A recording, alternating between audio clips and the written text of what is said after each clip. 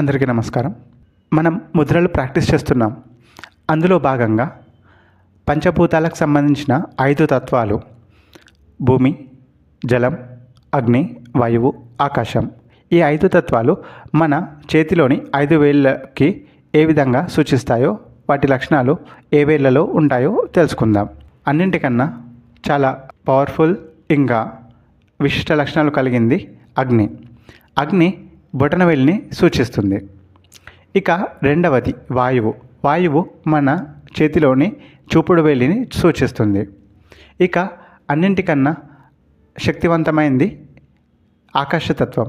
అది మన మధ్య వేలు, అన్నింటికన్నా పెద్ద వేలుని సూచిస్తుంది.